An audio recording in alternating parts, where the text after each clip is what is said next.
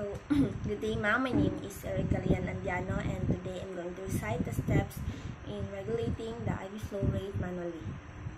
So first we need to review the accuracy and completeness of healthcare provider's order in patient's medical record, then like patient's name, correct solution type, volume, additives, rate and duration of IV therapy, and follow the rights of medication administration.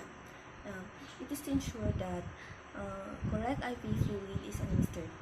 So next is perform hand hygiene, then inspect IV site for signs of IV related complication such as pain, swelling, or redness. Then report of any IV related complications that indicate that indicates that we need to establish patient IV access. Then observes for patency of IV tubing and venous access device or VAD.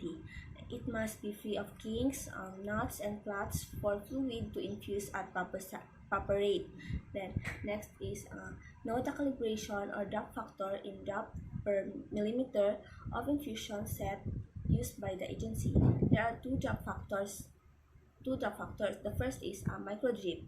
Then microdrip tubing delivers 60 drops per ml. These are used in small or very precise volumes. So the second is macro drop.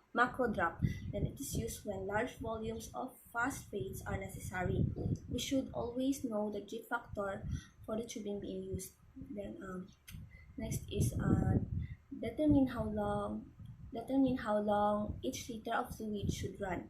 Then calculate millimeters per hour by dividing volumes by hours. It is to ensure the infusion of fluid over prescribed hourly rate.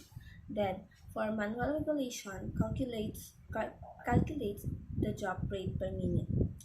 Then if IV is infusing via gravity, counts the drops per minute in the drip chamber. Then holds the watch beside the drip chamber. It is to provide accurate count. Then tightens or releases the roller clamp as needed until the calculated rate is infusing.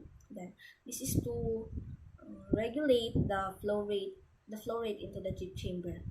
Then next is monitor the IV flow rate at frequent intervals and the patient response to the infusion. Then is to provide observation of the IV infusion and the patient's response.